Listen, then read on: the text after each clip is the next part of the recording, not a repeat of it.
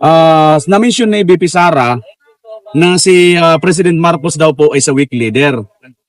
Kanina lang pong umaga, ngayong araw lang po, sinabi po ni Senator Amy Marcos na hindi daw Marcos ang namumuno sa ating bansa ngayon, kundi Araneta at Romualdez. Bilang isang Ilocano at nakakakilala kay Senator Amy Marcos, ano po ang inyong masasabi tungkol dito? Okay. Ang masasabi ko po dyan, no, bilang isang Ilocano, no, actually may mga issue dyan sa amin na sa kusina pa lang hindi si Ma'am Lisa ang nagluluto. Yung isang issue po yan. Ang nagluluto po si Bongbong Marcos. So, inside the family, if you cannot stand as a father in the family, how can you stand as a father of the nation? Yun po yung tanong natin dito. Ngayon, probably yes. Ako na po yung nagsabi noon na hindi po si Pangulong Marcos ang nasusunod. He's not really. That is what we feel during our fight, during our being known as an Ilocano also. So the thing here happened is, tingin niyo si Pangulong Bongbong Marcos makapag-run as presidency, magastusan niya yung sarili niya na wala siyang negosyo, wala siyang pera? What do you think? Ang nangyari po, according Aledsa, si Ma'am Imelda Marcos, kinausap niya po si Ma'am Lisa. Actually, they are not in good condition according to them. Hindi po sila maganda yung pagsasama nila. Kinausap lang ni Ma'am Imelda si Ma'am Lisa Araneta na tulungan niya sa kanyang kandidatura. Kasi siya may pera po. So I don't know what would be the agreement between them. We can speculate. Okay, tutulungan kita. Pero in one condition. You should follow me. You should follow me. Maybe that goes. And nangyari po nga, no. Ang Araneta po, ito po ang ilalahad ko po, no. Kumandidato po ako na Vice President noong 2022. But I was petitioned by the COMELEC 3 times. 2 times po nanalo po ako. Pangatlong petition ng COMELEC hindi ko na po itinuloy. Okay, bakit? Alam ko na mayroong manipulation doon po sa COMELEC. Okay. Now, what is our aim? Yung hindi pagpasok as being the Vice President candidate during the time, ay alam ko na yung maging kahinatnan. So tinuloy po namin yung movement namin. Hindi po kami natina. Ako lang po yung Vice President na nagtuloy, na nagserbisyo sa taong bayan, na wala pong tinanggap na anuman.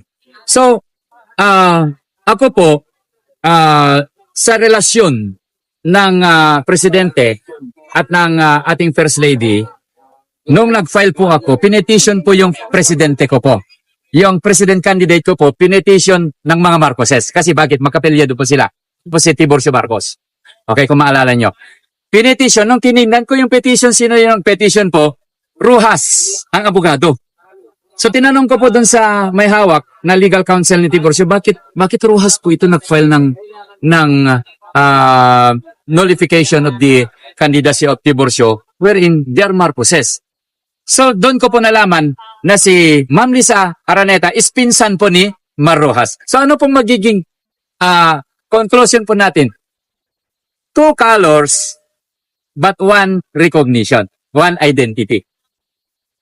Yun po. So ako po yung naglalabas po ng issue po dyan na the Trojan horse is progressive. Bakit?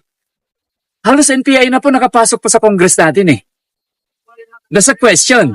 Now, anong nangyari? Nagsanib puwersa ang faction ni Romualdez sa mga NPA. Not knowing na ang plano ng mga NPA ay isunod si Bongbong Marcos. They were not aware for that. Akala ni Romualdez, ganun-ganun lang. Nagsanib puwersa ang NPA at saka yung sa Congress, hindi nila alam. Tapos si Sandro pa ang naunang nag-file na nagpirma ng impeachment ni Ma'am Sara, di po ba? In the filing of the impeachment, that is already complete and constitution. Bakit? Isa lang dapat ang ifina-file na impeachment sa isang taon. Anong ginawa? 4, panlima po yung December 5. Nakatutok po kami dyan. Kasi kami po yung isa sa na-question sa Congress, sa Senate, bakit pinayagan ninyo, bakit tinanggap ninyo yung impeachment proceedings sa Senado? Na gayong illegal na po yung proseso. Anong gawin naman nila? Yung for na petition, hindi po yun ang kinonsider nila. Yung last petition po na ilang araw lang po, isang araw, tapos kahapon, isinerve na sa Senate. Ganun po bang proseso ng Constitution? It's illegal. But I am not a fan of Ma'am Sara Duterte. But of course, in and out po ako sa opisina. Ang hinanakit lang po namin sa opisina ni Ma'am Sara, tambak po ang papeles po namin dyan. Pero never na nag-response po. So nag-suspetsa kami na may sindikato sa opisina ni Ma'am Sara. At dyan ang nangyayari po sa lahat ng departamento ng gobyerno. May sindikato po sa receiving office ng mga matataas na opisyal. Sinasala po nila yan. Kung yan ay ayaw nilang palusutin, hindi po nila ididiretso yan sa Pangulo, sa Vice Presidente, or sino man. So, yun po yung ano natin. So, yung question po na hindi po ba talaga Marcos ang andyan at namumuno? Ako pa lang po, di pa lang po nagkandidato si Kuya Bongbong. Isa po kami, bata pa lang po ako, sinabi na hindi po tunay na Marcos po yan. Kasi patay na po yung Marcos noong 1975. Bata pa lang po kami niya. So how can you prove now that Marcos is really the one administering the government today, the administration today? Ano ang sagot ni Sir Marcos, si Bongbong? Sabi niya, kung magpapa-DNA ako, the death of the living legend will no longer exist. Yung legendary, yung urban legend, di mamamatay na. Eh kung ikaw tunay na Marcos, bakit hindi ka magpa-DNA to prove? Kaya nga po hindi po nabubuksan yung mga kayamanan natin because they are not authorized. They are not the real Marcos. Okay, mababanggit ko lang po yun. Anyway, in political career, it doesn't matter if you're the son of the president or not. What requires the COMELEC is you are an experienced politician. So 40 years, okay, pasado po siya. But ang tanong, hindi po pa nag-imbestiga ang taong bayan kung may nagawa siya sa Ilocos Norte? Kung meron siyang what I'm talking is facts. Hindi po paninira po ito. Facts po ang ating i-deliver. Punta kayo sa Ilocos, tanungin nyo kung mayroong tatak Bongbong Marcos na project doon. Puro sa kanyang ama. Pero sa kanya, wala po akong nakita. Okay, as an Ilocano. Now, what would be the impact that we are deceived that he is the son of Marcos? Bakit? What did the Filipino expect? In-expect ng mga Pilipino na matupad yung federalism. Pero anong nangyari? Di ba ginamit pa niya? Okay. In-expect ng taong bayan na mamubuksan yung mga kayamanan. Which is evidently hawak po namin yung mga dokumento ng mga ginto, mga pera na nasa ibang bansa. And we already proposed that to be deliberated in the Congress and the Senate. Pero anong ginawa nila? Hindi po nila pinansin. Bakit? It is this in related to the oligarchs. Kasi bakit? Pag na-release ang mga pera ng taong bayan, yung 5 million na royalty ng bawat mamamayang Pilipino, tingin nyo magpapaalipin kayo sa mga business ng mga oligarko? Never. You will have to create now your own business. So doon pa lang nakikibaka po kami dyan. So I hope na hindi po kami paghinalaan na kami po ay para kay Amy, para kay Ma'am Sara, para kay... We are very fair. What does the Filipino needs? Urgent and immediate is what we are advocating. Let the people decide whom they want to become the new president of the Philippines. Taon yan eh. Kagustuhan po nila. That is legal in the Constitution na magkaroon po yan. So, yan lamang po, nililinaw ko lamang po yung mga comment ninyo. At free po kayo, kung may problema po kayo, free po kayong lumapit sa NKCC. Ano man partido kayo, ano man po kayo. Kaya kami po, even in the WPS, ito po, napakahalaga po ito. Yung WPS, tinitira po nila. They use it as a destroying mechanism against Sara Duterte and President Duterte.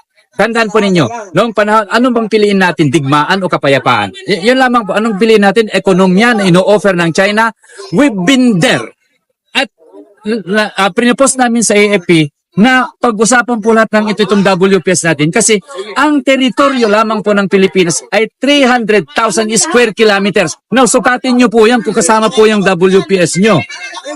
Now, tama po si Marcoleta. How can you own something that you don't have the title?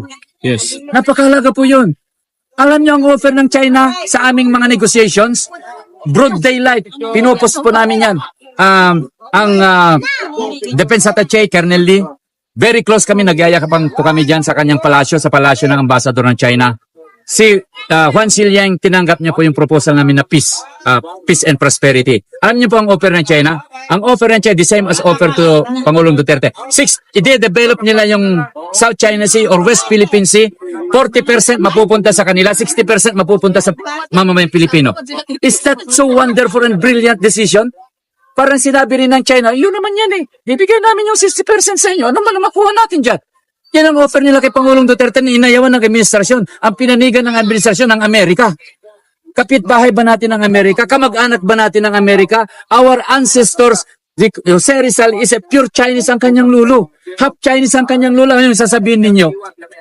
Na pro-China, we are pro-world economics, pro-development. Pag tingnan nyo naman, sinong nangunguna sa ekonomiya sa buong mundo ngayon? China. Saan tayo papanig? Sa Amerika na down na ang kanyang ekonomiya? O sa ating kapitbahay na nagmamalasakit sa atin? Let us think about, I am clearing this about the WPS. Tawagin nyo kami. We are very much ready to present ourselves in any hearing. Kung pagsuspesan nyo kami ay panig sa China, no. We are still pro-Filipino. Nagharap po kami ni General Browner. Kasama po namin ang mga team ng NPICC. Anong sagot ni General Browner? Hindi po kami para sa China. Hindi po kami para sa Amerika. Para kami sa konstitusyon at ng taong bayan. Pero ano nangyayari? General Browner, you cannot stand in your word. You cannot stand in your feet. To protect the rights of every Filipino, to protect the sovereign of every Filipino. Anong ginawa ninyo? Pinapasok niyo yung EDCA sa inyo na illegal po yan sa konstitusyon. Tandaan niyo po yan, we are very much open to face any charge against us. Ngayon, lilinawin natin, bakit ayaw nyo kaming tawagin sa Senado? Bakit ayaw nyo kaming tawagin dyan sa Kongreso? Ayaw nyo kaming tawagin dyan sa AFP? May schedule na pa yun, kinancel po ninyo. What do you mean? Bakit? Mabubulgar po. So I hope malinawan po ang bawat mamayang Pilipino.